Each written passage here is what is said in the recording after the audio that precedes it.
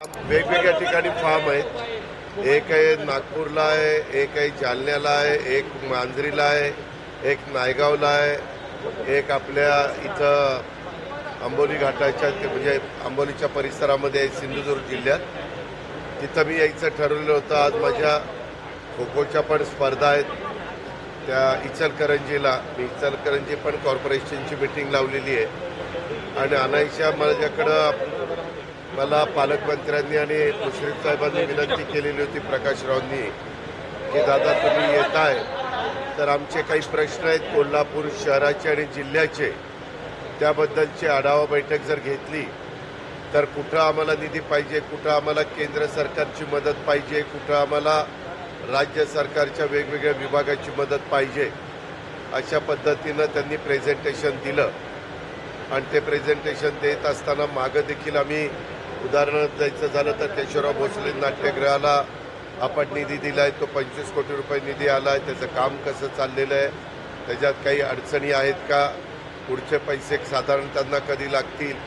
त्याच पद्धतीनं आपलं क्रीडा संकुल असेल, इथलं विभागीय क्रीडा संकुल, त्याचबरोबर इथलं क्रिकेटच्या संदर्भामध्ये तुम्हाला 35 एकर जागा इथल्या कोल्हापूर क्रिकेट असोसिएशनला पाहिजे. आणि आपला ज्योतिबाचा विकास आराखडा, आपल्या महालक्ष्मीचा विकास आराखडा, आपलं कन्व्हेन्शन सेंटर, त्याचं आता मे महिन्यामध्ये आपल्याला भूमिपूजन घ्यायचं आहे, एप्रिलमध्ये किंवा मेमध्ये.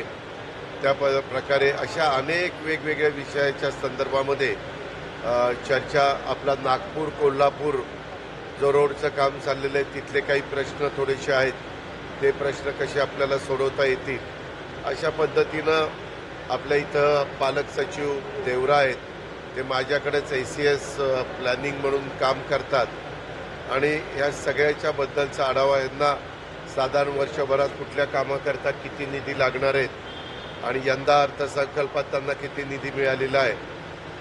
DPDCमध्ये देखील कुठं काही त्यांना कट लागू नये आणि त्यांना गाड्या पाहिजे होत्या. खरं मागच्याच वेळेस सांगितलेलं होतं.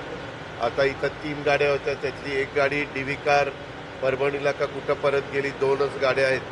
त्याच्यामुळं एखाद दुसरे मंत्री दौऱ्यावर आले किंवा शासनाचे कोण प्रतिनिधी किंवा न्यायाधीश वगैरे, तर वाहनाची गरज आहे म्हणून 5 वाहनं त्यांनी मागितलेले आहेत. अशा वेगवेगळ्या अनेक विषयाच्या संदर्भामध्ये आम्ही पालकमंत्र्यांनी, प्रकाशराव आणि मुश्रीफ साहेबांनी आम्ही साधक बाधक चर्चा त्या ठिकाणी केली. अधिकाऱ्यांना पण इथं महानगरपालिकेला चांगली इमारतीची गरज आहे, कारण पूर्वी जिथं आता महानगरपालिका भरती तिथं फार मर्यादित जागा आहे. आता आपलं कोल्हापूर शहर चौबाजूंनी वाढलेलं आहे आणि त्याच्यातनं मला COनी पण शेवटी एक चांगला जिल्हा परिषदेच्या शाळांच्या करता 5 वर्षाचा आराखडा पालकमंत्री आणि या सगळ्यांनी तयार केलेला आहे.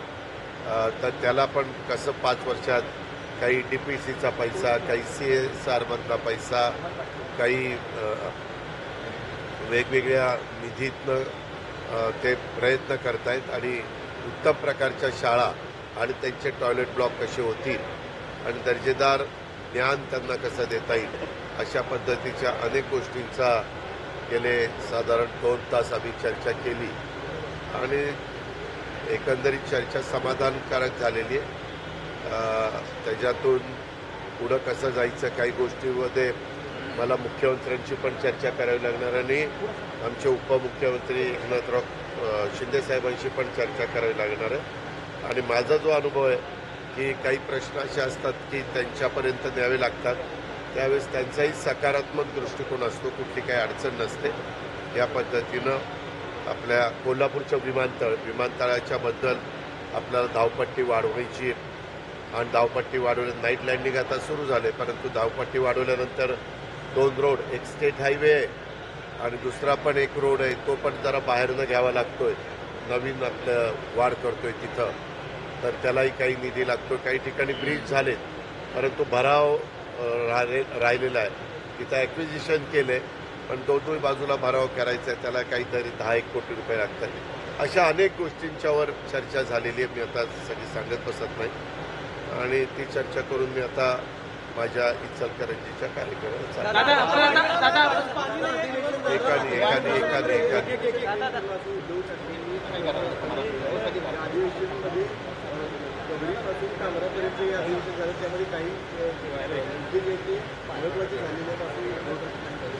मी काय म्हणावं, लोकशाहीमध्ये तो ज्याचा त्याचा अधिकार आहे. संविधानाच्या बद्दल शेवटच्या 2 दिवसात इतकी उत्तम चर्चा झाली की उद्धव ठाकरेंच्या पक्षाचे नेते विधिमंडळातले भास्करराव जाधव यांनीच अभिनंदन केलं की त्याची पुस्तिका काढा आणि ते सगळ्यांना सर्क्युलेट करा. एवढं सुंदर भाषण राज्याच्या मुख्यमंत्र्यांनी तिथं केलं. नंबर 1, आमचं अधिवेशन 4 आठवड्याचं झालं. पत्रकार मित्रांनो, मागचं रेकॉर्ड काढून बघा. 4 आठवड्यात रोज आम्ही वर्किंग डेला 9 तास काम करत होतो. म्हणजे 1.5 दिवसाचं काम आम्ही तिथं करत होतो.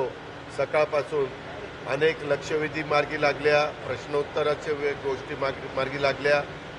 साधारण राज्य सरकारची काय भूमिका आहे ती सांगण्यात आली.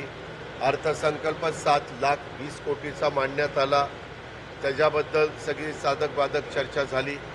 सगळ्या गोष्टी व्यवस्थितपणे त्या ठिकाणी झालेल्या आहेत. आता विरोधकांना कुठलाच मुद्दा राहिलेला नाही, त्याच्यामुळं ते मुद्दे काढतायत. वास्तविक आज काही अग्रलेख जर बघितले तर ह्याच्यामध्ये नुसतं विधिमंडळाच्या पायऱ्यावर बसून एक 10-15 मिनिटं घोषणा द्यायच्या आणि नंतर सभागृहात येऊन बसायचं आणि मीडियाच्या